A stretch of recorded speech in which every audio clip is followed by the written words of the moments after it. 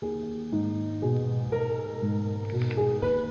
hosts feel it would be a little unkind to present this podcast without just a word of friendly warning. We are about to unfold the story of Frankenstein, a man of science who sought to create a man after his own image without reckoning upon God. It is one of the strangest tales ever told. It deals with the two great mysteries of creation, life and death. I think it will thrill you. It may shock you. It might even horrify you. So if any of you feel that you do not care to subject your nerves to such a strain, now's your chance to. Well, we've warned you.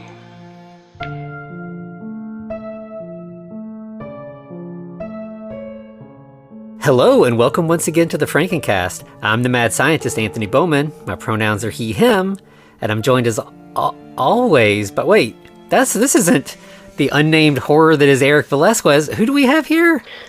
Oh, well, I'm the eraserhead we have at home, Hayden Orr, and my pronouns are also he, him. Yeah, so, summertime, we're all busy. I wanted to get a guest host in here so we could have a little fun, and we've always had a great time every time we've had Hayden on the show. We'll let you do all your promo stuff at the end. I'm sure folks know you from the last book on the shelf and our couple episodes we've done together. But so this week we are here to talk about 80s comedy Frankenstein General Hospital. Yeah. The Frankenstein soap opera comedy mashup you didn't know you wanted and maybe didn't want. Yeah, that's definitely an apt description. Yeah, and I mean, as we go into it, it has its moments. It's not awful. It just, it can't figure out what exactly it wants to be. And I was kind of surprised. I don't know a lot about the backstory of it, but it really felt like a TV special or something to me until you get a little further in and there's a lot of boobs, and then you're like, okay, no, it's not from a network TV special. Where did this come from? Why does nobody talk about it? It's just kind of this lost, I don't know that there's a physical media release of this. You just kind of have to find weird bootlegs where somebody has ripped a VHS. It's just does not have the legacy of a lot of other, equally low budget Frankenstein adaptations from the 70s and 80s. Yeah, that's when you said that I mean, literally as soon as I started this movie, I thought it was a TV movie. I was like, oh, Are we? Okay, whatever. Yeah, I'll roll with it. And then, like you said, boobs, and I think somebody says fuck a couple of times, and I was like, okay, well, I guess it got dropped in theaters at some point, or maybe just straight to VHS. I don't know. The tone is off because it does otherwise feel very, and the 80s were the time of these kind of weird one-off TV specials. So it fits that vibe until it doesn't, Yeah.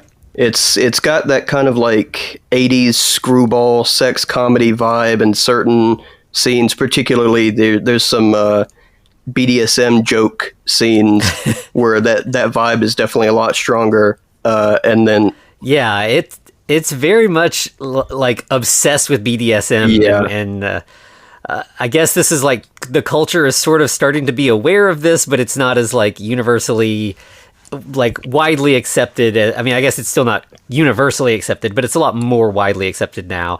But here it's sort of a sort of playful thing that we all know about this, but we don't know much about it. So we kind of like to wink and nod at it.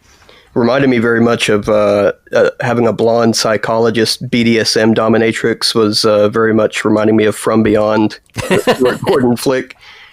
Yeah, definitely. All right, well, let's dig into the plot. So it starts with just black gothic or black screen, white gothic font credits. I did appreciate that it actually said based on the novel Frankenstein by Mary Wollstonecraft Shelley. It certainly is. That was nice, but also it definitely feels like they were basing it more off of a couple of other movies rather than going by anything in the book. Yeah. Yeah, the only thing, I mean, the name, and I guess, the basic idea of bringing something back to life, but like beyond that, it is very much not based on the novel. But yeah, so we get like a tie. This also, it's weird, like, we have this running joke that when we're down in Frankenstein's lab, it's black and white, and it's because of this voltometer that he used that sucked the color out of the lab. But it also has silent film title cards occasionally. Yeah, they're kind of like interstitials.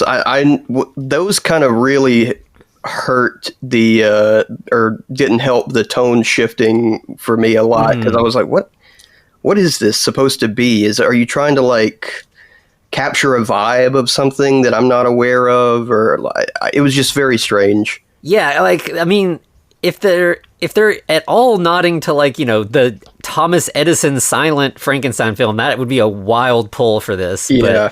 But so the first title card comes up and says, like, deep in the bowels of General Hospital, the soap opera hospital, lies the secret laboratory of Dr. Bob Frankenstein. So that's just like it's funny because it's a dumb name mixed with like this serious name. And so that kind of, we'll eventually find out that like he's, secretly working here under the name, Robert Frankenheimer, which is maybe a Oppenheimer reference. Yeah, I was thinking that too, but I honestly, with this movie, I guess it's kind of a coin flip if they meant to do it or not. Yeah. So we start seeing the lab. We're in black and white, and the lab looks pretty good. Like, this movie doesn't seem to have a great budget. Like, I think they just had a standard hospital set that they probably were reusing. But the science lab looks pretty good. It's a mix of like old style Gothic-y stuff with like some more 80s stuff. It's got like mainframe computers in the background and stuff. And yeah, so he inherited his great grandfather's notes and is trying to finish what he was unable to do. The lab did look very good. And the hospital set itself may have actually been a set from a soap opera. I mean, it looked pretty basic for the most part. Like it was just corridors and like information desks and like one operating room that they kept reusing. Yeah. We're eventually introduced to Bob's assistant, Iggy, who is, I think, the only actor in this that I actually recognized. There was two other ones that I recognized, but one of them I didn't think you would have recognized, and the other one you might when I tell you what else he's in. But yes, Leslie Jordan is Iggy, our Igor for the movie.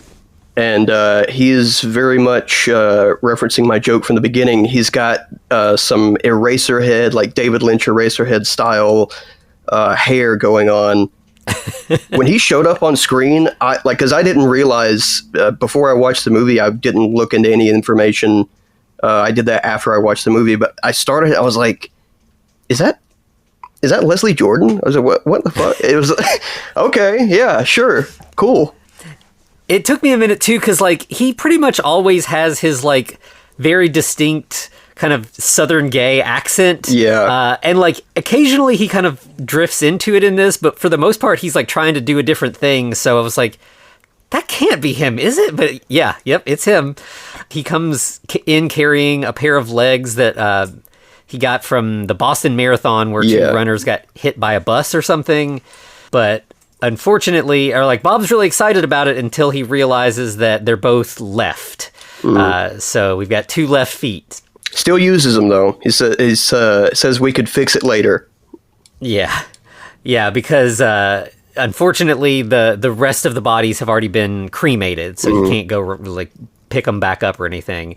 For a minute there, Bob is like, "This is you keep messing things up. This is how did I ever think I could, make a assistant out of a short order cook? I think I'm gonna have to fire you."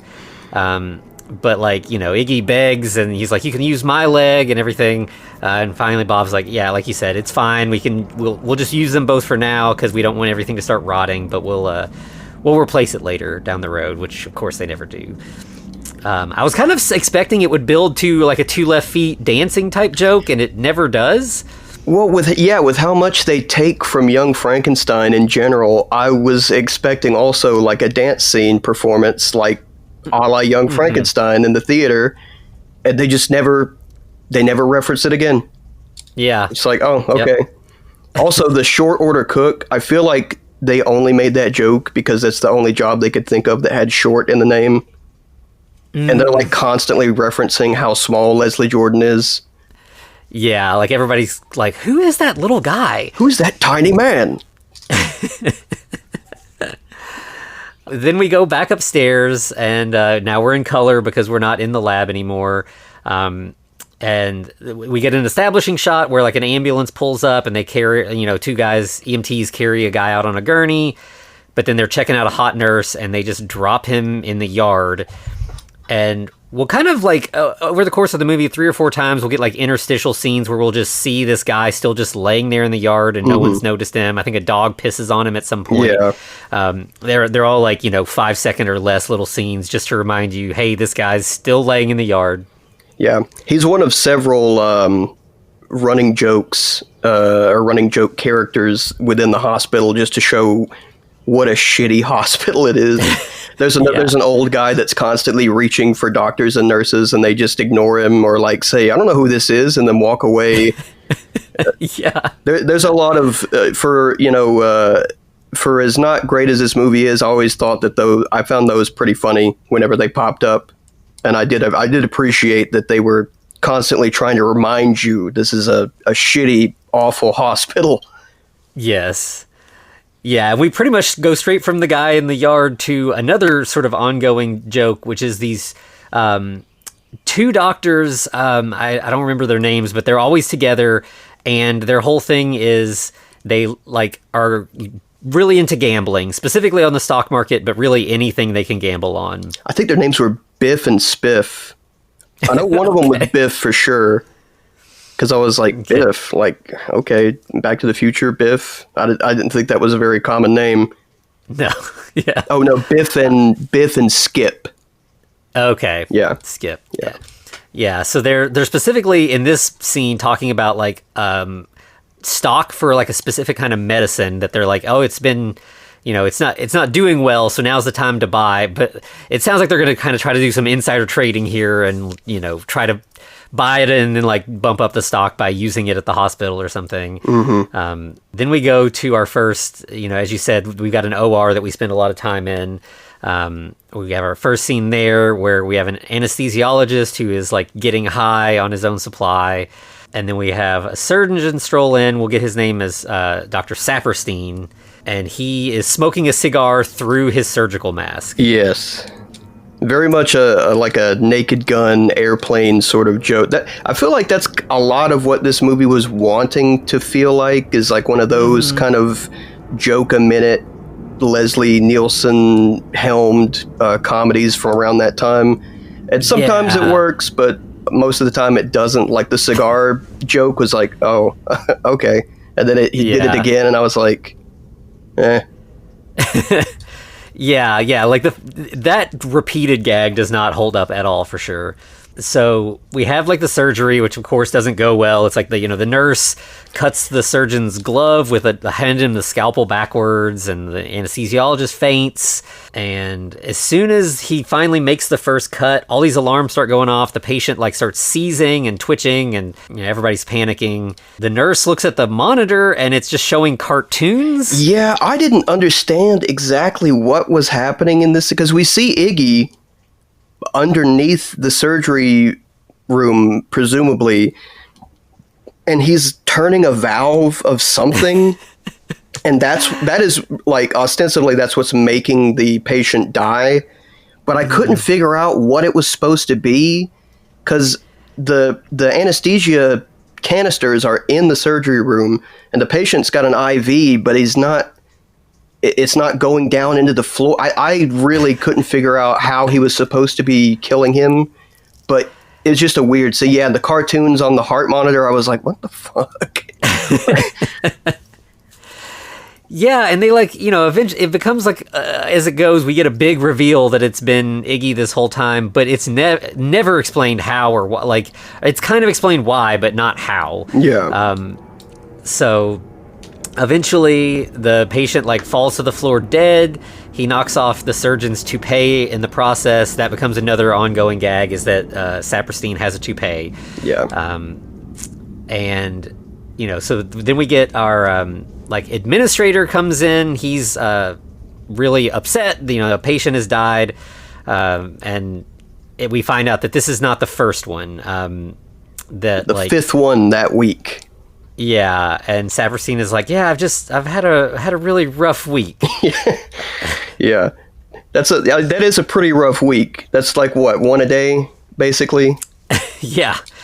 Yeah. The administrator, his name is Dr. Rutger, and he's like, I'm taking you off of OR duty. You're going to have to do other things because this, whatever, if it's your fault or if somebody's targeting you, whatever it is, we can't have you in the OR anymore.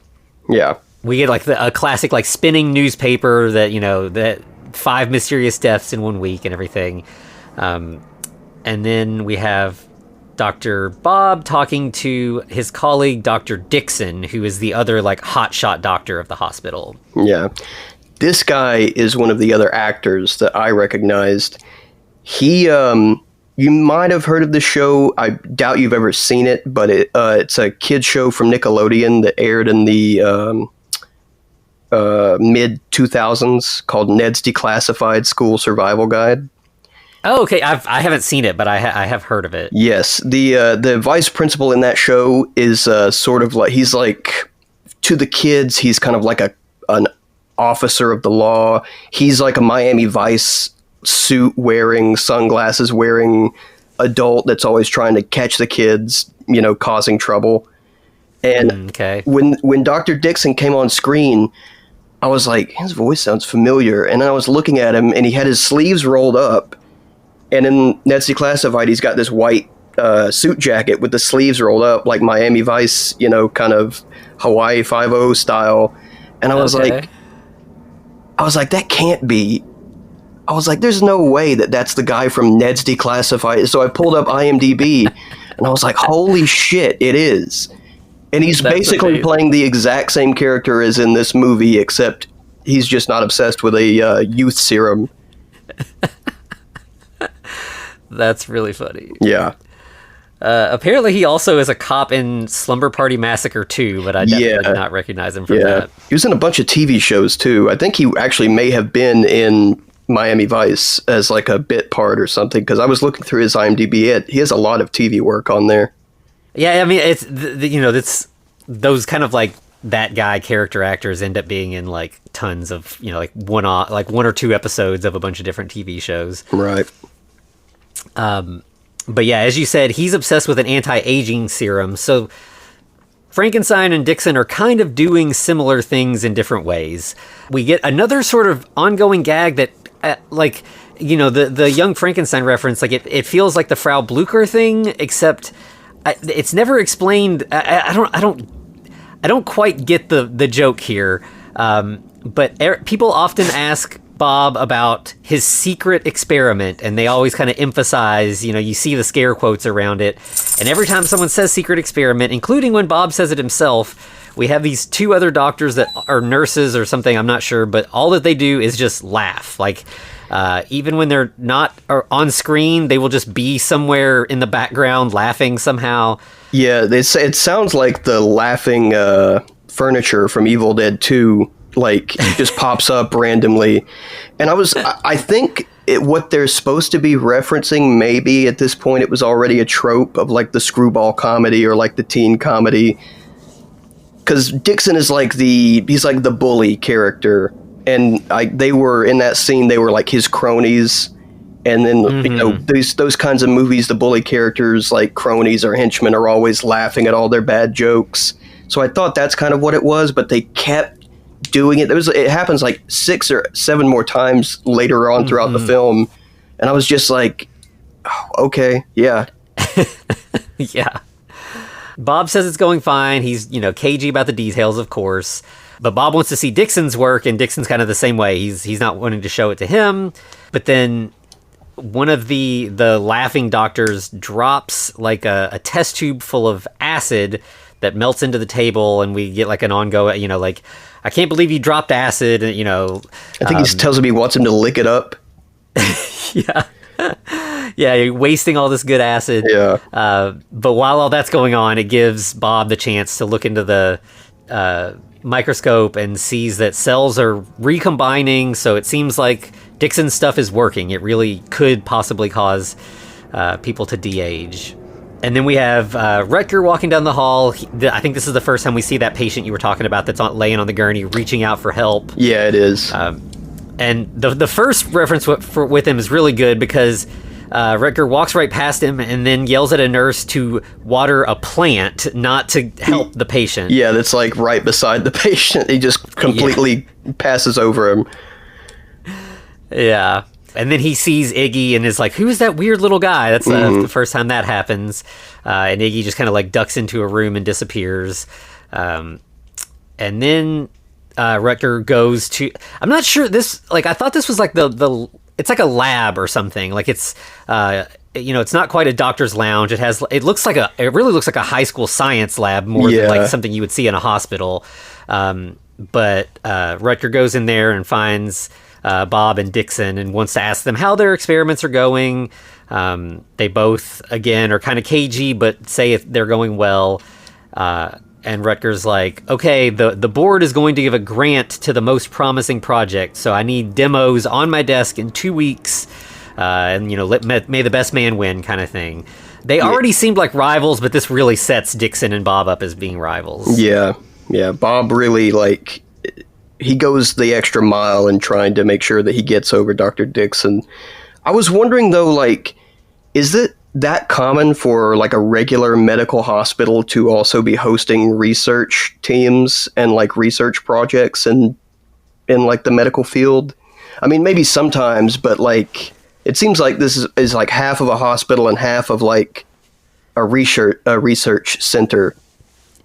Yeah, I mean, like, it's common for hospitals to have like, medical students and like have like teaching hospitals, but like a research thing is usually its own separate thing, as far as I know.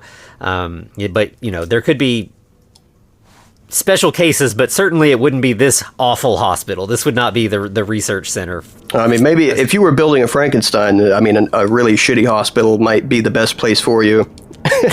Yeah, definitely. Yeah, I mean, he's operating this secret lab in the basement of the hospital and no one knows. Yeah. Then we have Rutger taking Bob for a walk, like they do a walk and talk kind of scene. He wants Bob to step up and help out more in the OR because he had to take Saperstein off of surgery. And he's like, I suspect there's foul play. There's all these dead patients. And, Bob's like, oh, he's just, he must be just having a really bad week. But then as they're walking, they end up in Rutger's office, or like the antechamber to his office where his secretary is. And again, this is something where it was like, this is totally going to go somewhere, right? And it just doesn't. So the secretary's name is Elizabeth. She has really tall, Bride of Frankenstein hair. And she's kind of like really flirty with Bob. She seems really into him. Like as soon as Rutger, or like at first she's looking for a file that like Bob ends up finding because she's just scatterbrained. Then Rutger goes into his office and she's like, I've been going to night school. I'm studying physical therapy. Let me show you some stuff I'm learning. And she's trying to do like back massage stuff, but then like, twists something and like hurts him and he just like collapses to the floor. Yeah. But yeah, you're right. That's definitely like, she was like Elizabeth, and I looked up and I saw the hair and I was like, oh, okay, this is definitely, oh yeah, they're doing something with this. No, absolutely not. No. Yeah, I mean, they're they're going to continue with the gag of her flirting with Bob, but that's pretty much it. Yeah, she's never going to be turned into any kind of Frankenstein monster in any way. Yeah. I wish there was more information about this movie online, or like because maybe they had like a version of the script where they were doing stuff with all of these scenes and like plot points that they kind of set up and then never do anything with, and maybe for budgetary reasons or time reasons they just couldn't do it, so they just cut it. But I don't know. There really is not a lot of info out there about the making of this movie. Yeah. That's one of the frustrating things about like finding these like obscure sort of weird movies is that like they raise a lot of questions that you can never answer. Like unless you're a brilliant detective and can like actually track down one of the people involved in this movie, or unless like Vinegar Syndrome or Terror Vision or something latches onto it. But I don't think this movie is quite the kind that any of them are going to grab onto it. I don't think this is a good candidate. So I guess it will just have to remain a mystery. So then we go to our first scene with like the hospital therapist, Dr. Alice Singleton. Here she's having a session with Saperstein. It seems it's kind of like one of those like, when a cop shoots somebody, they have to go to mandated therapy for a little bit. Yeah. So, Saperstein's crying about his death rate. He takes his toupee off and blows his nose in it. And that's pretty much it for this scene. Like, Dr. Singleton will become one of the primary characters, but we're kind of just slowly introduced to her here. Like, she doesn't really do too much. And then we'll go back out into the hallway, and Bob is introduced to a new doctor on the scene, Dr. Hoover, who is an expert on liposuction. Yes. Very cheap joke there. Mm-hmm. Yeah, he's like, he's become a millionaire. He charges by the pound, haha. Mm-hmm. And yeah, because this movie kind of relies on these like ongoing gags, and I think maybe because it's specifically sort of parodying like soap operas, it feels like it just really wants to like fill the hospital with these kind of weird little characters that we get a couple scenes each with. Yeah. So I mean, I guess it's successful in that, like in that it feels like a real hospital with lots of people.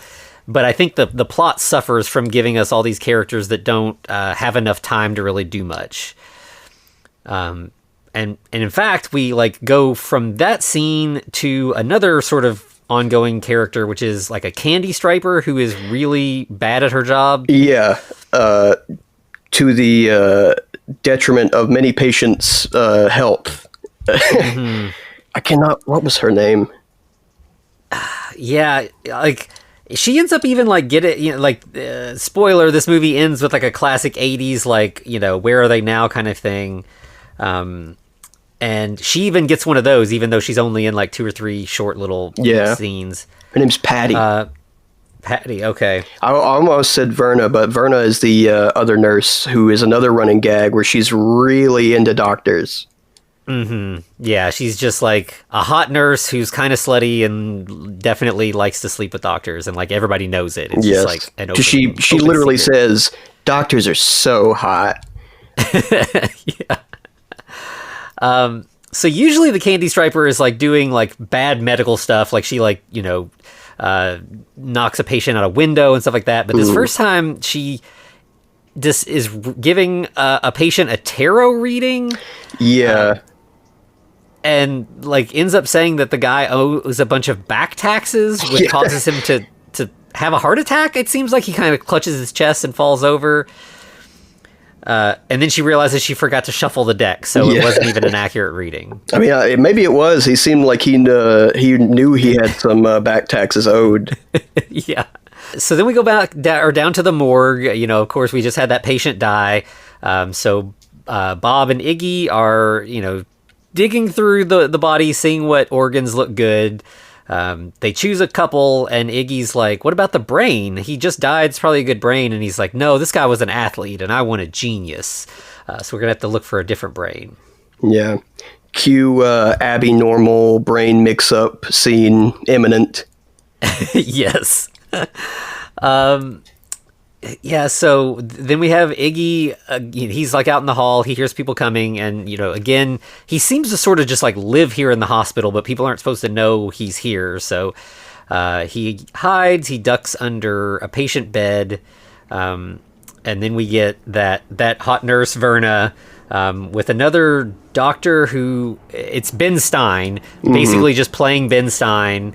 Oh, yeah, I was like, Ben Stein? And he's only in this one scene. I was like, what? Yeah, okay. I don't know how there's like a few actors in here where it's like, how did you like owe these people a favor, or like were you just on this like the same set for a day shooting something else and they offered you like a handful of cash? Yeah, it's very strange. They're headed to talk to this like a blind girl, and she's like this really sweet, happy, optimistic girl. She's singing songs, and she asks the doctor like, is she going to be able to see again? And he's like, oh, sure, definitely. And then like makes a face at the nurse like, absolutely not. This girl's fucked. Yeah. And then they leave the room and bump into Dr. Bob, who talks to them about their work. And, I think, again, secret experiment, blah, blah, blah. Bob specifically says something about, like, he's not really worried about money. Like, his work is important to him. And all the other doctors are like, oh, that's a great joke. Like, of course, money's all we actually care about. Yeah. Ben Stein's character says something, and I think it might have been a joke literally just because of his last name. He says, oh, Dr. Frankenheimer, you're very famous where I'm from. And I was like, is that literally just a Ben Stein joke? Like, is that all they pulled him in for this? Yeah, that could be. I definitely, I heard him say that and was like, I don't know what this is, what he's referencing here, but that makes sense, actually. Yeah. Yeah, so then we have, Iggy has been hiding under the bed this whole time, basically just checking out the nurse's legs. And then, so while they're all kind of, talking to Dr. Bob, Iggy sneaks out, runs away.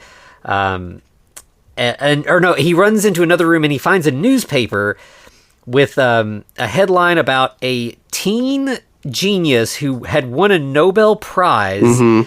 Has drowned, and so he's like in the background waving it at Dr. Bob, like, this is our brain, this is what we need, and so Bob's all excited. He kind of slips away from the doctor conversation, and again Dr. Rutger sees Iggy and is like, who is that guy? And he tries to chase after him. That scene was when Iggy's under the table. He's like looking up the nurse's skirt and he's making faces. And the whole time I was like, Leslie Jordan, you are not into that. What are you doing? you and I both know that that's not interesting to you. Not in the least. Also, the teen genius brain, he drowned. Wouldn't that be a horrible brain to want to use? Yeah. I mean, I feel like that would... The oxygen deprivation would have ruined it, I would think. Yeah. And it specifically says that he drowned, which will eventually lead to like a really the Abby Normal scene is really confusing because of this. Like we'll be at that scene pretty quickly. But so we go back to the lab after that whole scene, and again, Bob is like, you got to be careful. Nobody can know you're here. Iggy's like, I'll be careful, but we got to get out. We got to go get that brain tonight. Bob's like, it's not that, it'll preserve okay for a couple days. And he's like, no. They're flying this kid's body out of town tonight. If we want it, it's got to be tonight. But Bob has to help with surgery because of, Saperstein. Mm-hmm. So it's up to Iggy. Iggy's got to do it himself, and Iggy's very nervous about that. He's never done the surgery stuff himself. And, Dr. Bob kind of gives him a pep talk. I couldn't have gotten this far in my experiments without you. You're great. I believe in you. So Iggy's feeling hyped up. He's ready to go do it. But before that, we go back to the ER, or the OR. Mm-hmm. And we have Dr. Hoover doing one of his lipo procedures. And we kind of have, now that Saperstein has been like sort of, kicked out of operating, he's just like trying to like be around. He just wants to observe. He just misses surgery. And so he pops in, wants to watch this procedure, and everybody's nervous. They're like, every time you're in an operating room, people die. So like, okay, fine, you can stay in here, but like, don't touch the patient. Stay back. Yeah. Yeah, so we have that kind of bit going on. The liposuction, of course, the vacuum tube goes wild. It starts sucking stuff up off of tables. Mm-hmm. Saperstein's toupee, and of course, the nurse's uniform. So she's in her, like underwear, like lingerie underwear, garters and all that. And she steps outside where Dixon immediately starts hitting on her to kind of like really cement him as like the creep of the hospital. Like he's like, why don't you wear that outfit when you assist my surgeries? Yeah. He's like, what I wouldn't give to spend an afternoon on a gurney with her. And Bob's like, come on, man. Like we have important work to do here. Like that's all you could think about. So he definitely has that like Frankenstein thing of like not really being interested in relationships so much as like his work. Even though he is, I think, like almost every female character except maybe the Candy Striper hits on him at some point. Mm-hmm. Or like does more than hit on him. Yeah. But every time he's kind of like, he doesn't know what to do and he just like lets things happen to him sometimes. Yeah, he's very aloof. Yeah. So I think then we go to Iggy at the mortuary, which it's like specifically, I forget what it's called, but it's like something teen. It's like a mortuary just for teens. Yeah. And we will get like an ongoing bit where like we go back and forth between like two coroners who are like sitting at a desk laughing and joking. They got the night shift, so they're not really doing anything.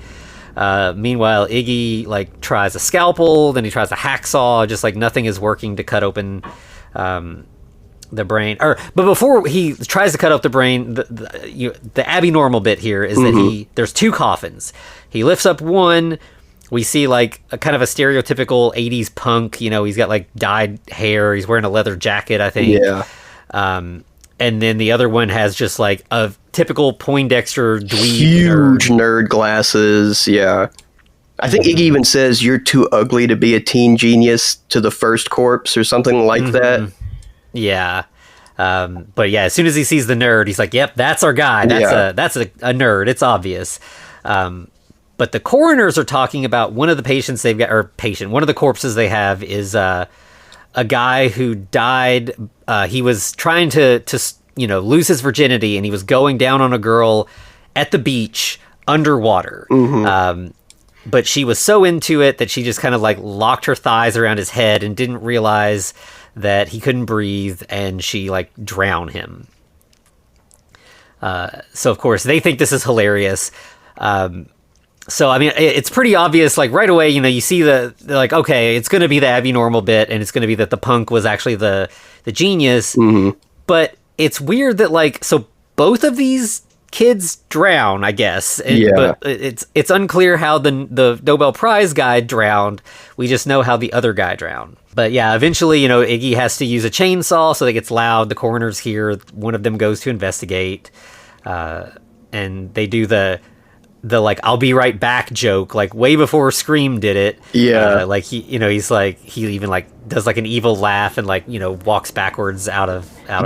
It's very like weirdly intense, and the other corner's like, that's not funny, and the other one's like, I know. And then it's like, okay, yeah.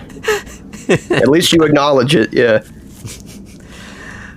Yeah. So when he comes back, he doesn't see anything because Iggy has like hidden in the coffin with the corpse he's working on. I think he specifically checks the punk kid's coffin. Like he opens it and he's like, oh, okay, yeah. But when the coroners regroup, this is where they make it explicit that the punk kid is the genius, and the nerd kid is the one who drowned going down on a girl. So Iggy is definitely getting the wrong brain to set us up for all the classic jokes that will lead to. Then back at the hospital, now Saperstein's trying to observe one of Dixon's surgeries. It's the same thing. He's like, don't come anywhere close. But then like all the doctors come in. Like this is part of Dixon's anti-aging plan. So everybody wants to see. Yeah, sort of like a demonstration. But things aren't going well right away because the anesthesiologist has passed out even before he has given the patient the gas yet. Which shouldn't be a surprise. I mean, this is like regular behavior apparently for this anesthesiologist, as we saw in the earlier surgery scene. It should come as no surprise that he would be passed out on the floor already. Yeah. And then there's like an overhead announcement about the medicine that those two doctors were talking about earlier. Yeah. And they're like, oh no, our stocks. So they go running out. And then Hoover's like, oh no, I invested a bunch of money in that stock, so he leaves. And so now it's just like, and then I think even Dixon is like, oh shit, yeah, I have stock in that as well. So now Bob's by himself, and he's like, okay, I guess I'm gonna sew the patient up. I guess I'll finish up here. And then we go to Dr. Rutger talking to Dr. Singleton, and this is where we finally get that, like, their relationship is, they have this sort of like weird kinky thing where she's sort of like a dominatrix. He's the boss of the hospital, but she's the boss of him. And yeah, he's got which, this is a pretty common gag, the whole thing of like the man in power needs to feel powerless, in his sex life or whatever. But he really wants her to use either her therapist powers or her dom powers or a combination of the two to see if she can find out some stuff about what Dr. Bob is up to. She's like, yeah, I could definitely do that. Worst case scenario, I've got truth serum. I'll just jab him with that. I'll get it out of him one way or the other. He's so turned on by that. He wants to have sex, and she's like, no. When I'm not in the mood, we don't do that. But she knows what he needs. She goes to this big trunk she has in the corner, opens it up, and pulls out a whip and asks if he's been a good boy. So, so they're gonna get into that, and we cut away, which is, again, this is like when I was like, okay, this is a TV special, because like we're gonna wink and nod at this sexy stuff, but we're not gonna really get into it. But then later we just do. Also, I think that that whip is the only dominatrix BDSM prop they had, because it comes back like 3 or 4 different times and plays a pivotal role in the finale of the film. Yeah. So they really got some mileage out of that thing. Oh, absolutely, yeah. And it's not your typical like BDSM whip anyway. Like it's huge. It's like a medieval. They got it from a set of like a medieval movie that had been filming before them or something. Because the handle itself is huge, and then the whip like tassels are like 3 feet long, and it's like I don't think like a regular cat o' nine tails looks like that. Yeah. This looks more like what you'd see like Jesus getting beat with. Yeah. But so from there we go back to our Candy Striper, and we get a gag where she has forgotten to change a catheter bag for like a week. So she carries out this like giant bag, and as soon as you see her carrying it, you're like, I know where this is going. And right away she drops it, and like it like literally floods the whole hospital. We just see piss rolling down the hallways, going down flights of stairs. It's just everywhere. I don't know why, but I've got a pretty strong stomach for a lot of stuff like that in movies. Like Human Centipede 2 is one of my favorite movies to force people to watch. But for some reason, that piss flood made me like queasy. I was like, oh. I think maybe just because it looks so real somehow. I don't know. But yeah, it literally floods the entire hospital. There's something about knowing that it's been in that bag like for a just week. Like, yeah, it's just, it's got to be just like so foul. But then we have Dr. Bob going to the doctor's lounge, which like earlier I thought that like lab area was some sort of lounge space because like everyone's just hanging out in there. But no, the doctor's lounge here in this hospital is just an entire strip club inside the hospital. The sign, they've even got a neon sign behind the stage that says great steaks or fine steaks, I think.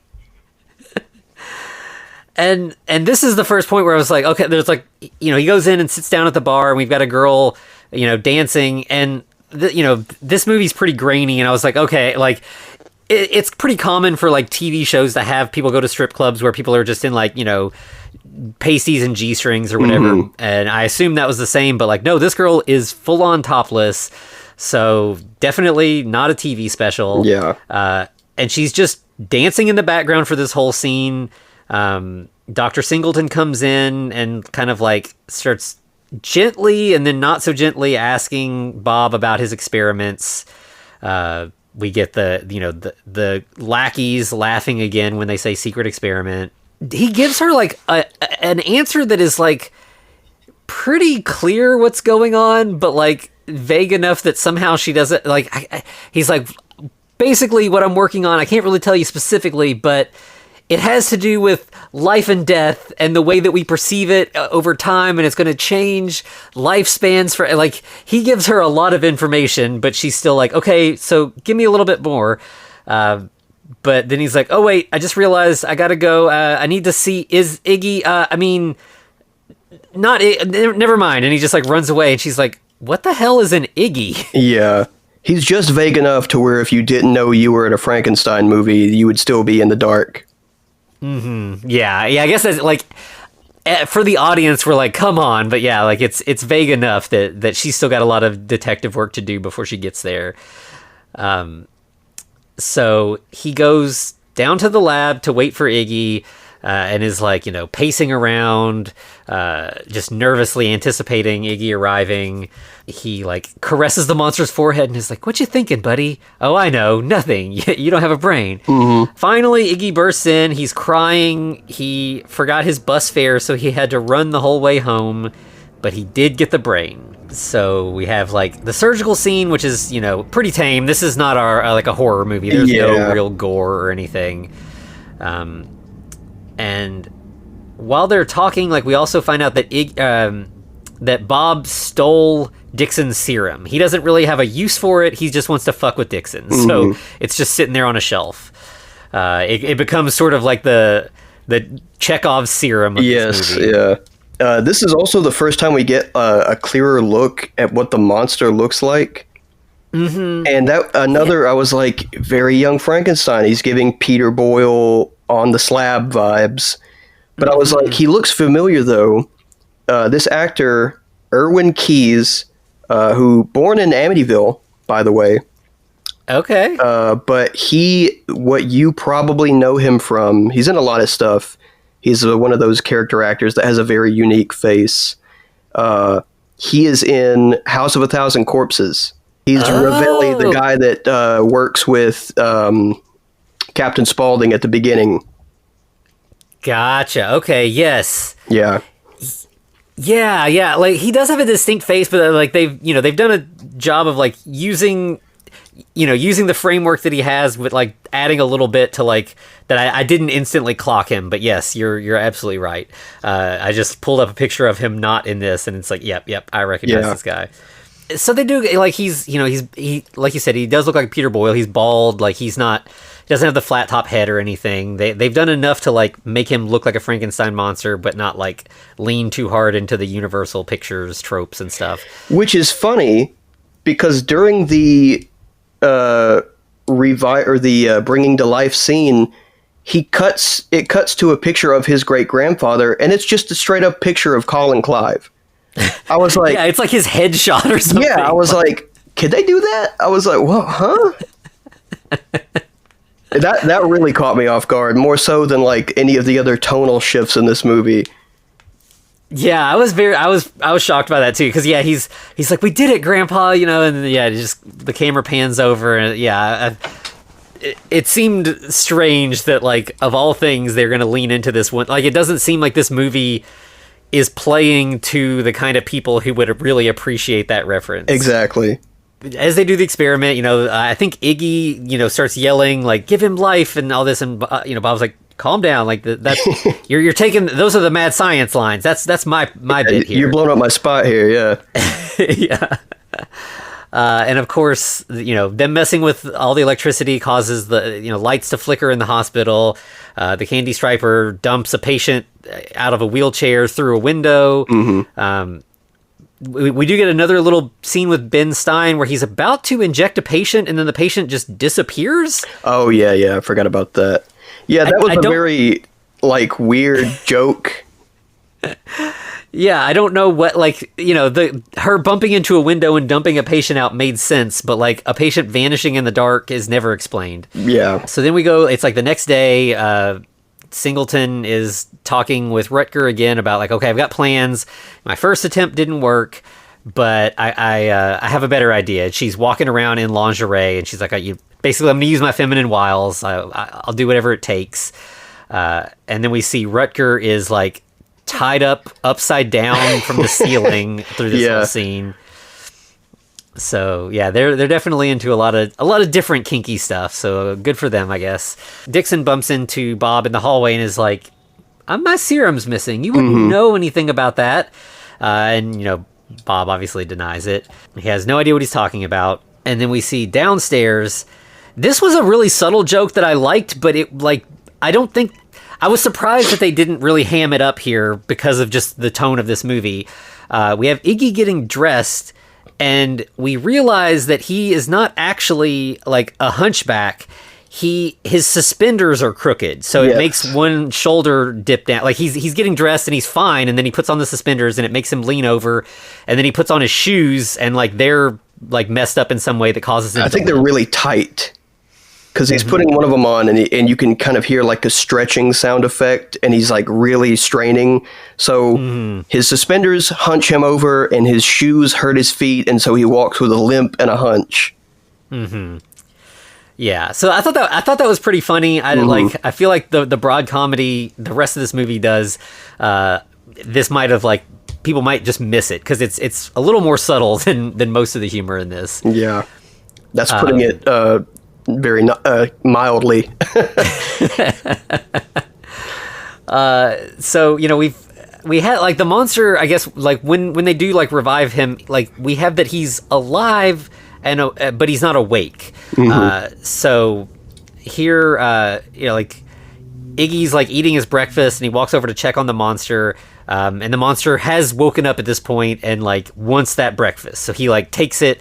He doesn't really ask. He just kind of grabs the plate and shovels a bunch of eggs in his mouth. And Bob comes in and is super excited that the monster's awake. But then he's less excited when the monster farts really loudly. And Iggy's like, "Yeah, I did give him some breakfast." And he's like, he's a baby. He can't eat solid food yet. So he sends Iggy out to go buy some baby food.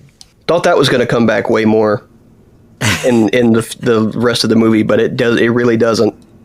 No.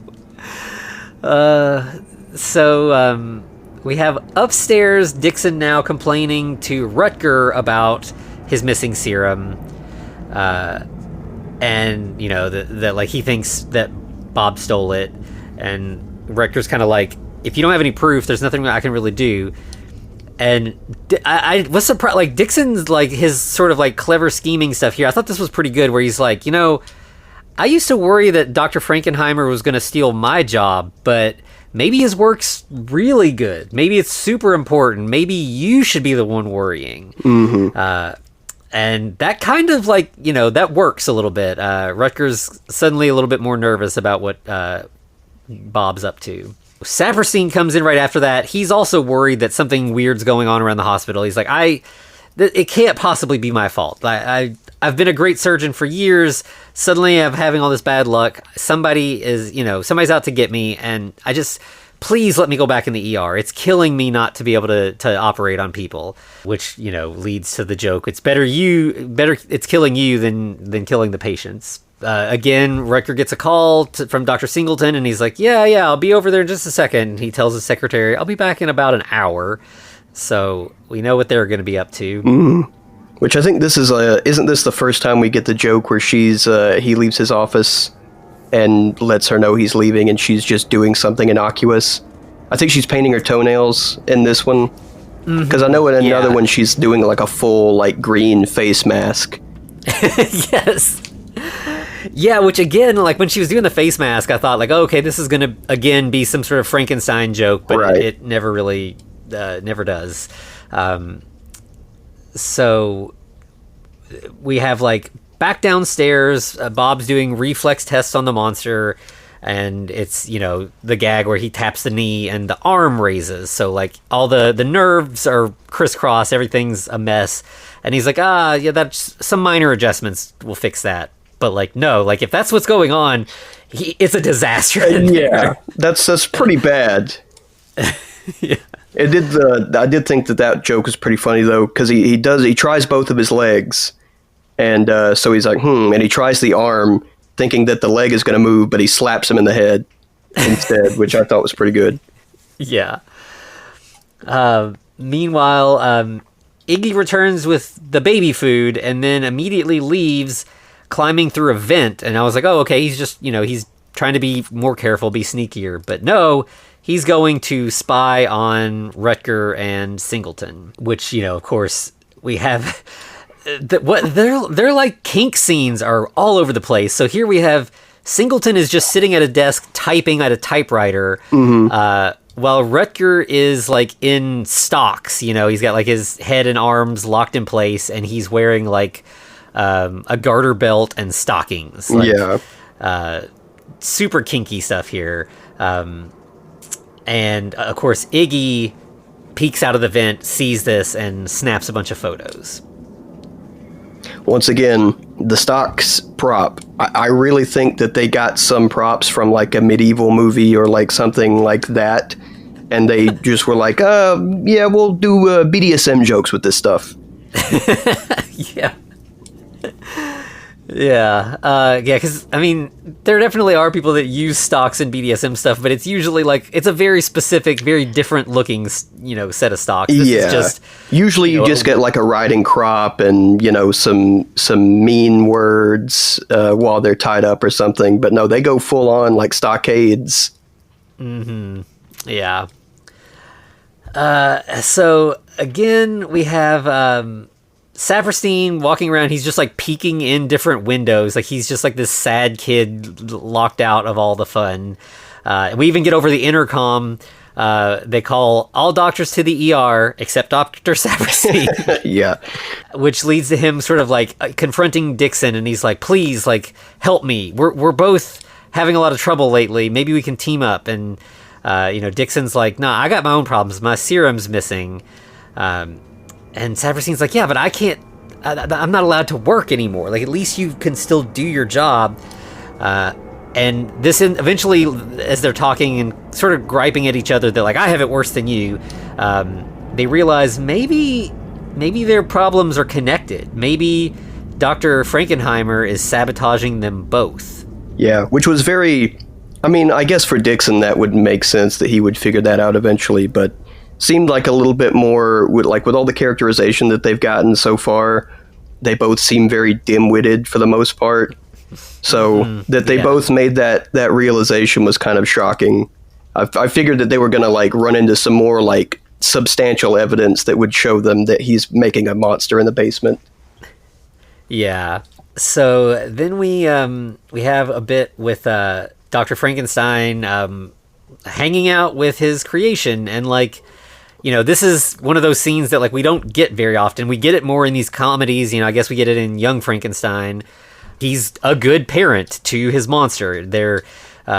He's like working on some formulas, and the monster keeps like kind of gesturing and grunting at the chalkboard. Mm-hmm. And Bob's like, "Oh yeah, I forgot. You got a Nobel genius brain. You want to help with my formulas? Yeah, like that'd be great. I'd love to see what you could do. I mean, you clearly are, much smarter than I am. What are the odds? Like my own work, completing my own work. This is such a great opportunity." So he like walks away, lets the monster do his thing for a little bit, and when he comes back, the monster has just drawn a silly stick figure and labeled it teacher. With backwards E's. So this is our first clue to Dr. Frankenheimer that, like, this isn't the Nobel genius brain that he thought it was going to be. Mm-hmm. Yeah, I do like that a lot. I mean, like you said, in the comedies, it is more common, but the doctor and his assistant both are very caring towards the monster and like worried about his well-being and his education and stuff like that. Yeah, I mean, like, starting with like them getting him baby food and stuff, but like there's a couple times where they like refer to each other as parents. Like they're taking this seriously. They feel a responsibility to their creation that we surprisingly don't see very often. Who would have guessed that the best place to see a relationship like that in a Frankenstein project is a 80s screwball General Hospital parody comedy? Yeah. And we kind of get a little bit of parenting after this. So like Iggy comes back to the lab. He's got all the photos of the S&M scene, shows them to, Bob, and Bob's like, oh great, this is going to be great blackmail stuff. But then the monster kind of gets a peek at them and is very interested. So he like grabs them and is looking at them, and Bob's like, you shouldn't be looking at such things. You're too young. This isn't for your delicate constitution or whatever. But the monster's not gonna let him go. He's like holding on to those pictures. Yeah. And he's like, oh, okay, fine. Just don't get any weird ideas. It's a little bit late for that. We know that our monster's brain, being a 14-year-old who died giving underwater cunnilingus, he's already got a bunch of horny ideas in his head. Absolutely, yeah. Yeah, so, Bob's like, all right, you stay with the monster, Iggy. I've got to get back upstairs and do some work. And when he gets upstairs, he bumps into Singleton right away, and she's like, oh, I've been looking everywhere for you. I've been paging you. I need to talk. And he kind of looks at his watch like, clearly he just told Iggy he needed to do something, so he doesn't really have time, but... it seems like as this sort of hospital therapist, she does have some amount of authority over him. So he's like, okay, fine. So they go to her office. Before we get the scene with them, we cut away to Dixon and Saperstein, who are now teaming up to be the bumbling buddy cops. Basically, they find that patient and notice that it's missing kidneys and a spleen. So they're like, yeah, something fishy's going on, because that wasn't the case when he died. So somebody's been messing with him after death. And then we go back to Singleton, who is trying to ask really probing questions, and Bob is doing a pretty good job of dodging them. Mm-hmm. And so she's like, okay, fine, let's get out the Rorschach test. That'll tell us some stuff. Yeah. And so, of course, she's, as she told us earlier, she wants to use sexuality to try to manipulate Bob. So the ink blots are very clearly it's not a mystery what they are. The first one is just a giant print of lips, and I forget. He's like, oh, it just looks like an ink blot to me. It doesn't look like anything. And then the second one is just boobs. It is just a drawing of boobs. Yeah. I don't remember what he calls. He says, "Oh, petri dishes." That's what he says. Yeah. So she's getting frustrated. This is not working the way she wanted it to. And then we get Dixon and Saperstein bursting into Rutger's office to tell him what they've learned. And they're like, "We think this is Bob. This is Frankenheimer. He's doing something. This must be his experiment." So, Rutger's like, okay, yeah, he had already started to get suspicious and worried about his role in the hospital and everything. So he's like, I'll dig into this. Back in Alice's office, she's asking, I think we get a title card. She's been asking Bob a few questions, and we see that she's up to question number 257 or something like that. Yeah. Basically, she's just wearing him down. It's just a bunch of bullshit questions, and then finally she's like, question 258, where's your secret lab? And he's like, it's in the base. What secret lab? I don't have a secret lab. What are you talking about? And she's like, oh, it's in the base. Okay, yes, tell me more. So she's starts trying to flirt with him. He's like, I really got to go. Her dress or her top is a really weird construction. She it's got a high collar with this kind of lacy front, and she pulls a big chunk off the front, but she's not topless. She's just now in a low cut thing. It has parts to this top or something. I don't know, but it's those toys you used to get where they'd come with a different costume or outfit, and it's just a hard piece of plastic you snap onto the chest or something like that. Yeah, that's exactly it. But of course, then I think Rutger bursts in. And she's really annoyed. She's like, I was in the middle of something. Bob uses this as an excuse to escape. And she's like, I was so close. I could have had it, and you fucked it all up. And he's like, sounds like you need to punish me, mommy. Yeah. So right after all of this being hit on by Singleton, Bob gets in the elevator with the nurse, who also starts hitting on him. She's like, it seems like, Dr. Singleton's the pushy type. It seems like maybe I should be a little bit more aggressive. So she hits the button to stop the elevator, takes off her dress, and again, Bob's like, I can't, I got things to do. I got to get back to my lab. And then he finally gives in here. So they have sex on the floor of the elevator. There's a joke where she says, I've got like 12 rubbers in my shoe, and pours a bunch of condoms out of her shoe. I didn't understand why that was supposed to be funny. Just that she had a bunch of condoms, I guess. I don't know. Yeah, I don't know why the shoe, like she she's wearing a nurse's dress before this. It's got plenty of pockets. Yeah. Yeah, whatever. But the good like button to this gag is that somewhere in the middle, the elevator hold button flips back to active. The elevator goes down to the main floor, and like the camera's at an angle where we just see that there's like a bunch of doctors waiting for the elevator, but we can't see into the elevator. The doors open, they all file in, and then we cut to like a shot of them all standing there as the elevator goes up, and it's like, wait, where did they go? And they then Bob and the nurse stand up. They were just still having sex on the floor, and the doctors just all kind of filed in around them.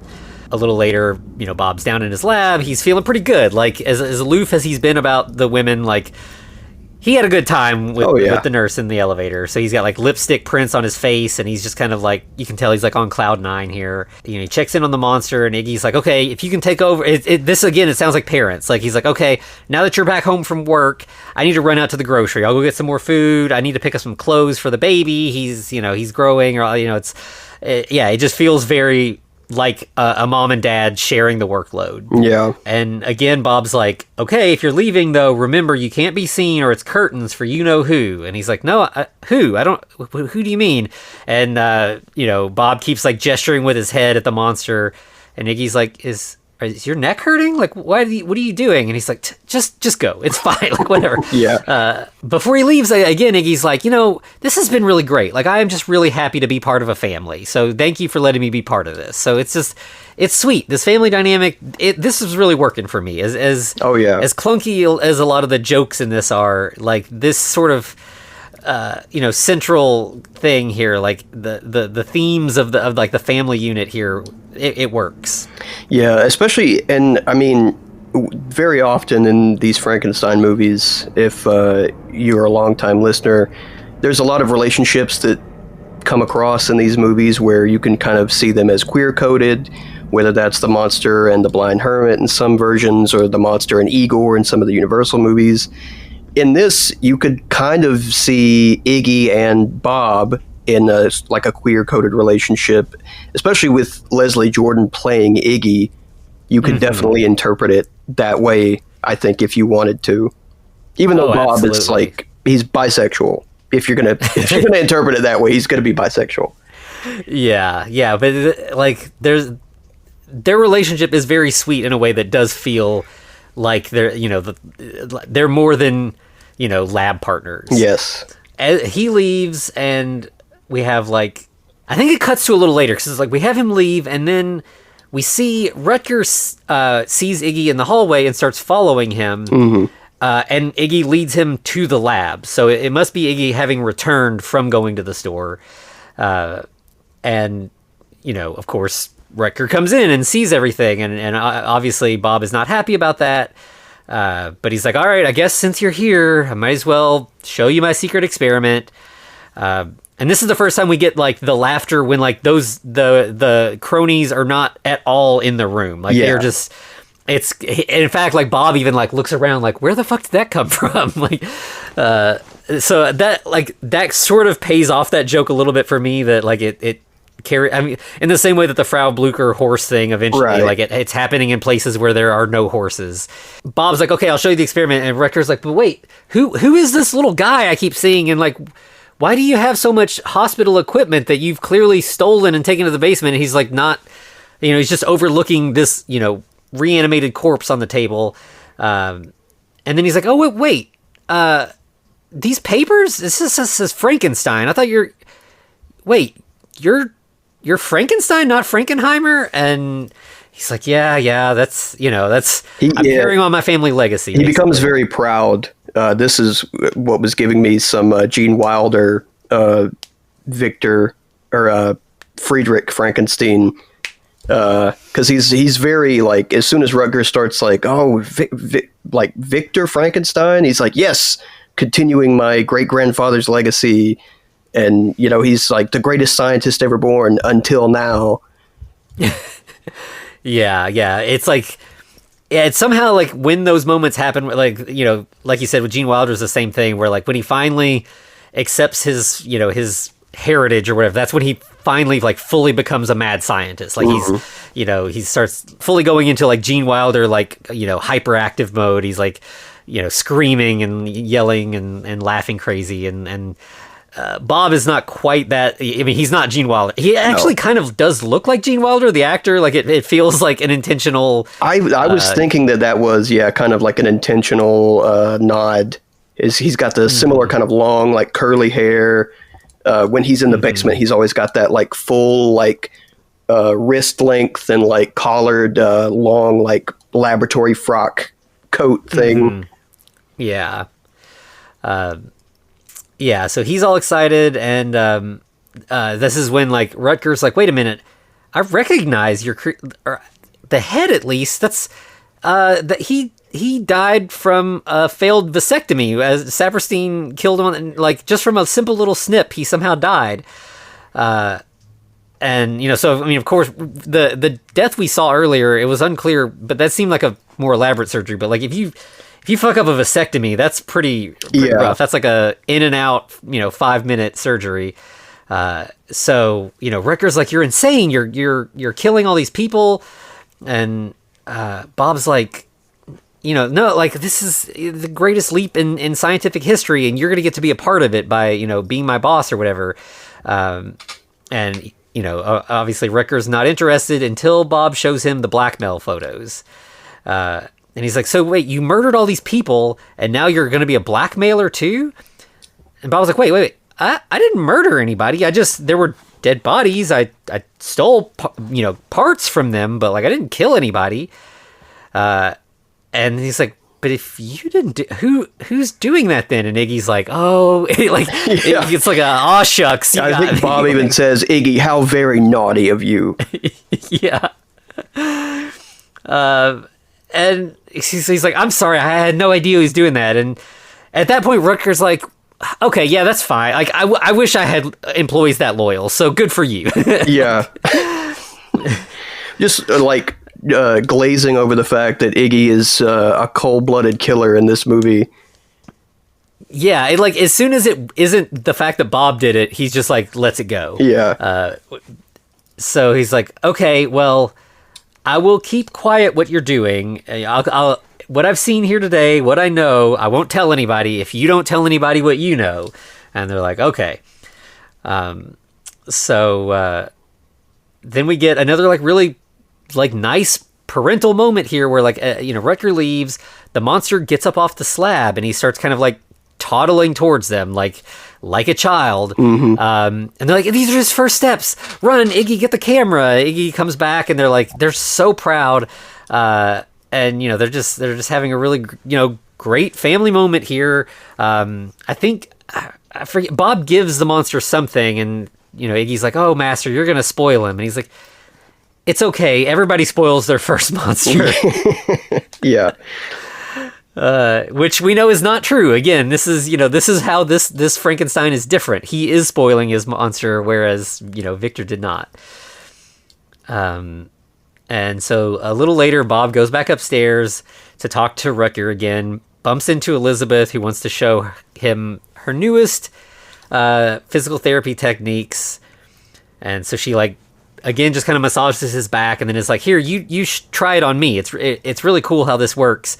And as she's leaning over the table, her top just falls open, and she's taking his hands and trying to get him to grope her. But then they get interrupted as Dixon and Saperstein rush in. They want to talk about everything they found. So it's we've got all our sort of 4 main doctors now, all in the same space. Rutger's like, I'm in charge here. I don't want to hear any more of your accusations. You told me what you think. I'm taking it from here. You all need to stop. And they're kind of confused by that. They're like, I thought he was on our side. What's going on here? Rutger storms out of his office, and everybody kind of follows after him. They all want to talk, Yeah. But Dixon and Bob follow him, and Saperstein's like, hey, since it's just you and me, Elizabeth, why don't you try out your massage stuff on me? And she's like, I'd rather set my hair on fire, which I guess is the most Frankenstein-y reference from her. Yeah. Still doesn't lead to anything, but okay, I guess. But then we see downstairs, Iggy realizes that he's out of baby food and he's like, Bob's upstairs. I got to get the baby some food. I'm going to have to go get some. And that leads to the monster going on a rampage, eventually smashing down some doors and escaping into the hospital. So now we have, a monstrous rampage in this space where, like, most of the people don't know that he's there. And then I think we have, like, the first thing he does when he's loose is he runs into the old lady that Dixon has been working on. Mm-hmm. That like she's still recovering. I guess he did some kind of surgery, but he's supposed to inject her with the serum after the surgery, but we know the serum is missing, so she's still just like an old lady at this point. And she thinks the monster is a doctor. She's not blind. She's just an old lady. Mm-hmm. And, she's like, okay, are we playing charades? You're not talking. What's going on? And he kind of just loses patience and, like, steals her food tray, which upsets her. And then we have the nurse come in. It's just, everybody gets scared. Everybody screams. Yeah. Just kind of a classic humorous, everybody afraid kind of moment. Then we have all the doctors in the bathroom, all standing at urinals. Yeah, that was a very weird scene. By the way, in that scene, because I'm assuming those urinals, I guess, were like built like in the foreground, because the back of that set is the sinks and everything. You can see the boom mic in the bottom left corner of the frame. I was like, I saw it and I was like, what is that? I was like, oh, it's the mic. Yeah, this must be another set that was like built for, because it's like, I think it's supposed, like, the camera is sort of like looking through the wall, basically. Right. Like, so we have like the backs of the urinals kind of like bricked up, but like, most of the space is open. So we have like all the doctors are kind of like obscured from the waist down by the urinals, but we can like see their faces. Mm-hmm. And they're all kind of talking and arguing and stuff. And then at some point, Iggy runs in and he's like, I've got news. There's a problem. And they all turn to look at him, while peeing. So he just gets like pissed on by, like, there's a lot of piss jokes in this now that I think about it. Yeah, there are. Somebody's fetish was making it way into the script writing process. Yeah. He's like, the monster's loose, and they're like, oh no. But of course, only half of the people in here know that there even is a monster. And then we go back to the monster, who breaks into another patient room, and then he just goes in, the door shuts behind him, then he comes stomping out, and he's now in like cool punk clothes. Like, he's got like a leather jacket and like a t-shirt. It was like a teenage patient, like he had a boombox in there, and he was like listening to like some like bland, like generic sounding rock music, and the monster saw it and wanted, I guess because he's still a 14-year-old nerd kid, he was like, oh, that looks cool, I want that, I want to wear that. Yeah, so he comes out with the boombox on his shoulder and carrying a skateboard. Mm-hmm. It's very like, hello, fellow teens. Yes, literally. And then he goes into the blind girl's room, which I appreciated that they set this character up earlier. So, like, when we come in here, like, we already kind of know who she is. Mm-hmm. And she kind of gets to be, like, DeLacy and also Maria at the same time. Yeah. This is actually one of, like, the most interesting things that this movie does. Like, I really liked it. And we didn't mention, so earlier, she was, like, singing songs. She was very cheerful. And she was singing, like, this sort of, like, nonsensical song that kids do, but it was about like flying. And so she goes into that again, and she's like talking about like she just dreams of flying. I guess this is, a way for her to feel like she can escape the world, since she is, blind girl trapped in a hospital. She wants to feel free. And And the monster is sort of touched by this, so he like picks her up and he starts twirling her around, and she's having a great time. She feels like she's, I mean, if you've ever done this with a kid, they fucking love this. Like, oh yeah, spinning around, it's just like, it's the best. They're just having so much fun. But of course, as she's like, I'm flying. He's like, well, maybe she wants to really fly. Yeah. So he throws her out the window. And it kind of continues. Like, we have her falling, and she's blind, so she doesn't quite know the implications here. So she's like really enjoying it still for a couple seconds, and then she's like, "Oh no!" She realizes I'm flying out of like a very high window since I haven't landed yet. But because this is a comedy, we're not going to do anything too terrible. Mm-hmm. She lands in a swimming pool. Yeah, and then somehow her landing in a swimming pool fixes something, and she's like, "Wait, I can see." And everybody else in the pool is like, big deal, I can see too. Yeah. I guess the impact, reattached her retinas or whatever was wrong with her. I don't know. Yeah. It was just a silly gag, but I liked this whole bit. Yeah. And then we have, like, Iggy and the 4 doctors now are searching the hospital. They bump into Dr. Singleton, and Rutger kind of like corners her, and he's like, we gotta talk, and she's like, chill out, we can't let everybody know what we're up to, like, just play it cool when we're around everybody. And he's like, well, I do need to talk to you about that, but there's other bigger things to talk about right now, and also you're very photogenic. Yeah, he doesn't elaborate on that either. Yeah, she's like, what? He's like, never mind.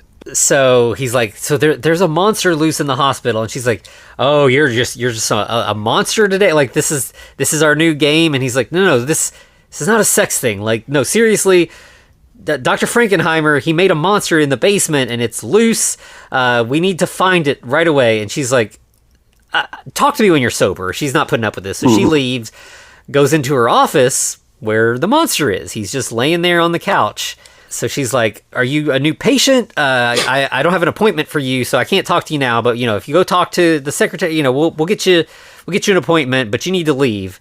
And so she's trying to send him out, and he walks over to the trunk that we know what's in the trunk. Yes. He opens it up, and she's like, no, it's not for patients. Leave that alone. He pulls out the whip, and she's still like, put that back. That's not yours. And then he whips it once, and she's like instantly into this. She's very turned on.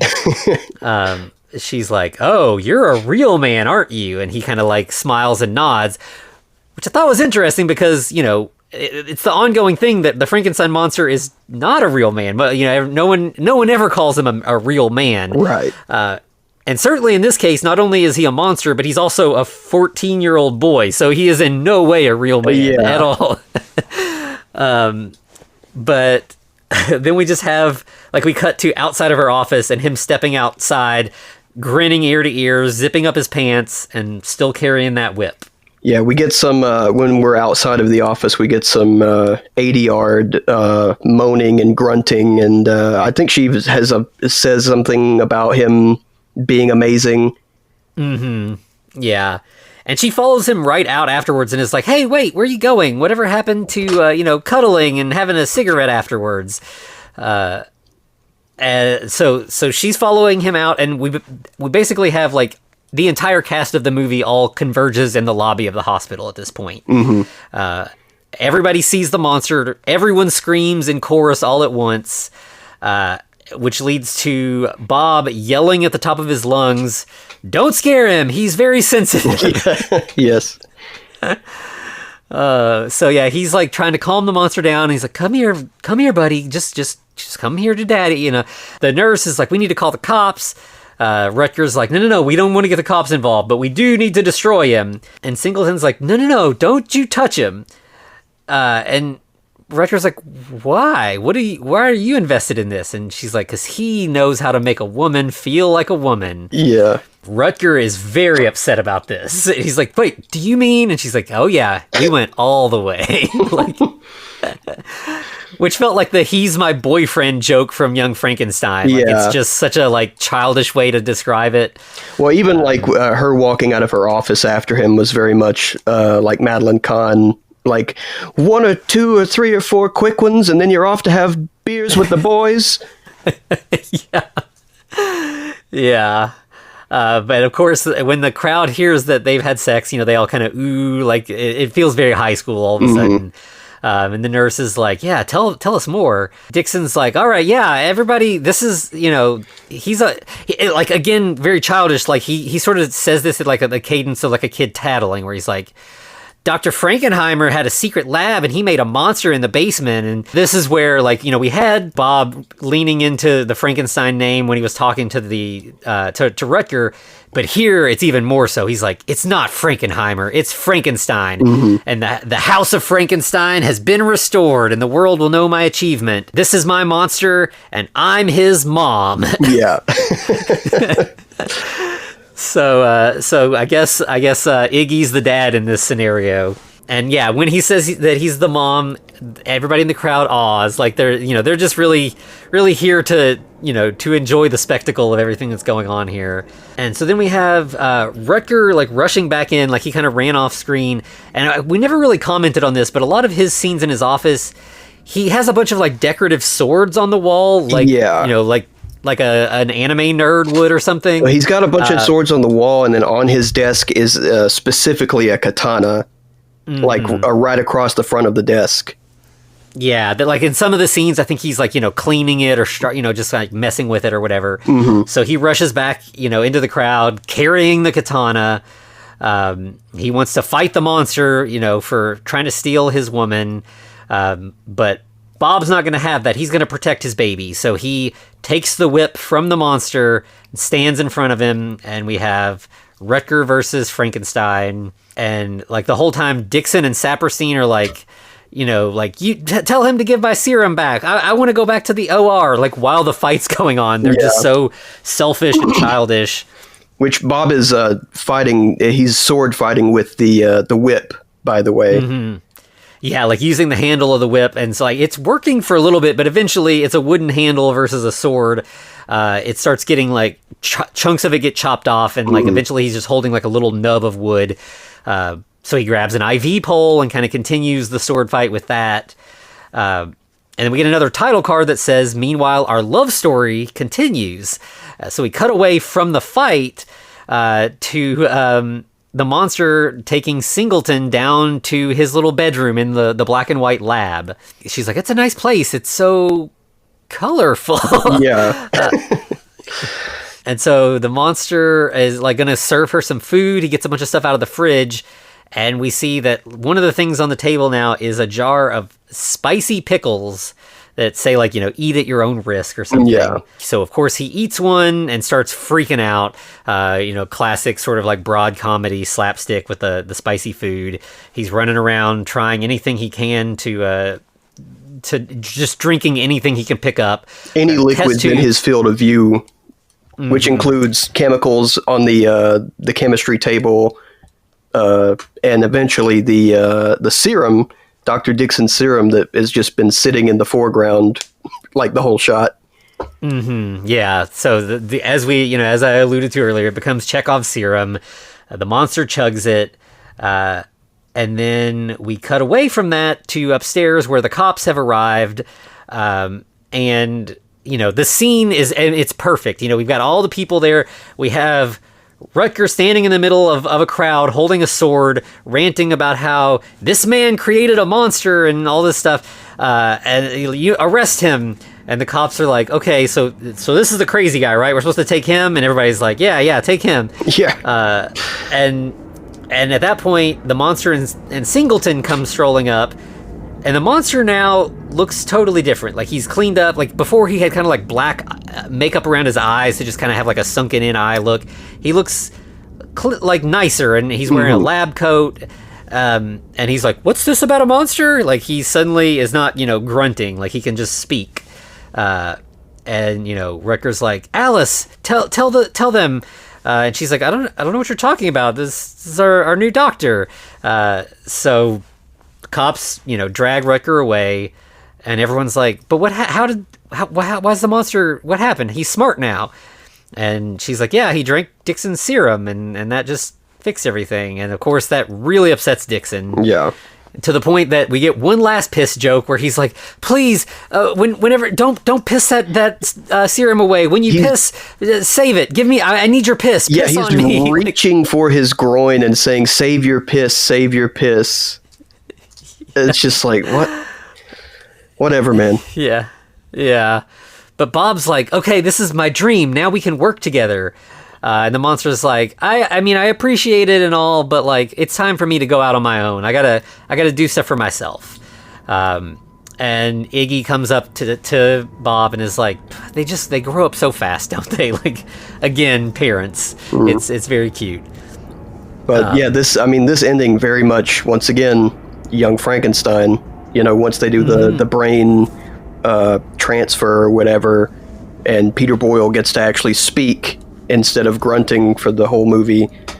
It's just, there's so many like things in this movie that are so clearly like picked up from Young Frankenstein specifically. Yeah, I mean, there's no way that it's not like that they didn't just think like, what if we moved Young Frankenstein into a soap opera hospital? That would be hilarious. And the jokes wrote themselves from there, basically. You know, as they walk off, we also have the two betting doctors who are like, what are the odds that things would have played out this way? And they start, you know, gambling about the odds of that. And Bob is like, well, I don't know what to do. Like, he's kind of an empty nester now. He's like, what am I going to do with myself now that our boy's grown up? And Iggy's like, I've got an idea. And right away, Bob knows what he means. And he's like, no, we couldn't. And Iggy's like, but I heard there's a dancer that just died. She had great legs. It's a great start. You know, a right and a left. We can do it right this time. And, you know, yeah, Bob's like, okay. Can you get those legs tonight? And Iggy's like, yeah, absolutely. We can do this. So then we get like the end title card, but then Bob interrupts with a voiceover and he's like, he's doing the classic 80s screwball comedy thing. Like, you have like an Animal House, I think is like the main one people think of. But, where we get like, where are they now? What's happening with all the cast, you know, a few months later? So we find out that Alice and the monster got married. Iggy was the best man. It was a very beautiful ceremony. And they opened a little business, and we really hope that it goes well. And we see that the business is called Bondage R Us. Yeah. Rutger did some time, but at some point managed to escape, so he's on the loose. Maybe we'll hear from him again.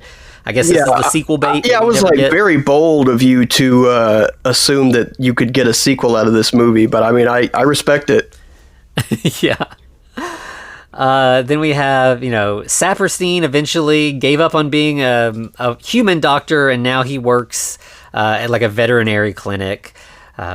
And really seems to love that. Nurse Verna is, you know, still up to her old tricks. She's having a great time. Not much has changed there, but she did install a Murphy bed in the elevator. It's making things a little easier on her. Yeah. And then Biff and Skip are still at it. They're still gambling. The Patsy the Candy Striper, she's doing better. She only killed a couple patients last month. So it feels like all this stuff with like Saperstein, but like, you know, I guess she's been killing people left and right this whole time too, and we just not really been paying attention to it. Yeah. And then we have Dixon, and he's just like, well, you know, a picture's worth 1,000 words with him, and we just see that he's like obviously in a mental institution. His hair's all crazy. He's in a straitjacket. And then the main like exciting one is that, you know, Iggy, he's attending medical school. He's not going to just be an assistant. He's going to really, like, do it for himself now. Yeah. And Bob seems kind of proud about that. We go to, like, black. We don't see... So we see Iggy, you know, standing in front of the medical school, but then we cut to black, and we still hear Bob's voiceover, and he's like, and as for me, I got a grant, and I'm running the hospital now myself, and you wouldn't believe what I'm building in the basement. And we hear a very, like, sexy feminine laugh. Yeah. Or no, it's a sexy feminine like moan, and then he has like an evil laugh about it. So, you know. Yeah. And we see that he's renamed the hospital Frankenstein General Hospital, so we get the name of the thing in the thing. Mm-hmm. Yes. But I guess that was the intended sequel, is that they're making a female monster a la Bride of Frankenstein, and that Rutger would come back as the villain, presumably. Yeah, which could have been kind of fun, actually. Like, that sounds like a good setup, and maybe then all the stuff with Elizabeth would have paid off. Maybe it's her. Maybe, yeah. I mean, honestly, if it had been made, I would be willing to see it after seeing this. Yeah, like, this is certainly very flawed, but, like, 80s screwball comedies, it's not a genre I spend a lot of time with, because none of them are great. Like, yeah. But if you go into them knowing what you're getting, like, I mean, this is right in the vein of, like, I mean, I guess there are some great examples. Like, this is certainly not on par with, like, Caddyshack or something like that. Yeah. But, it's definitely trying to be, and it's, certainly not as good, but it succeeds occasionally. There's definitely some positive qualities to this movie that I think kind of help save it. Mm-hmm. Yeah, I feel like its actual plot, like the structure that all the jokes are built around, is not bad. It's pretty good. The gags are a little tired. They're a little obvious. It's just broad humor. But if the plot wasn't good, it would have been, like, insufferable. But but thankfully that part works and carries the rest of the movie, I guess. Yeah. I think that's all I got to say about this, unless you got anything else. No, I think we've just about covered it. All right, so Hayden, where can people find you? So I, like you mentioned at the beginning, I do a podcast called Last Book on the Shelf. It's me and a couple of my friends. We try to read a book every month and do an episode on it, and then we release a second episode every month, usually about a movie or a TV show or something that all three of us enjoy. Like, we've covered Venture Brothers and JoJo's Bizarre Adventure before. But you can find us on, I think we've got a Blue Sky. I think, maybe. But I know we've got a Twitter that's Last Book Pod. And that's usually where we post most of our updates. We're on Facebook. We kind of hit a hiatus, so we haven't had a new episode in a few months, but we are actively working towards getting back into the rhythm of making the show. So good. Yeah, I really enjoy your old show, so I've been missing it. I'm looking forward to it coming back. And I guess, you all can find us, of course, at The Frankencast on all the socials, and email us at thefrankencast@gmail.com. And you can watch video over on YouTube. And, of course, we've got patreon.com/thefrankencast, where we've got bonus episodes every week, and got a lot of interesting stuff over there. So we'd love to have you. Hayden is one of our members over there. So highly recommend. I mean, I'm a little bit biased, but highly recommend the Patreon. Well, thank you.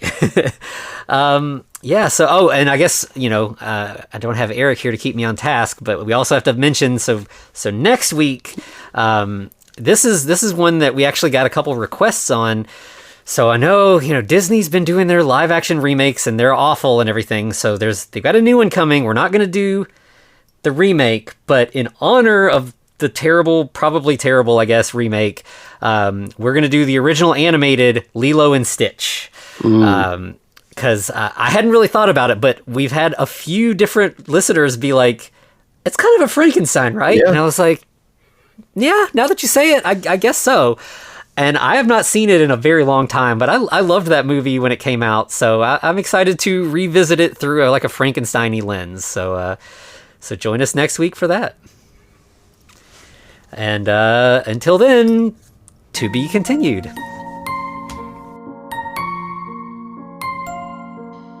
Looks like you survived another episode. The Frankencast is a production of FCR Media. It's hosted by Anthony Bowman and Eric Velasquez. Follow us on Twitter at The Frankencast, or send us a letter at thefrankencast@gmail.com. Our cover art is by Amanda Keller. You can find her at Keller Illustrations on Instagram. Our theme music is by Vivek Abhishek.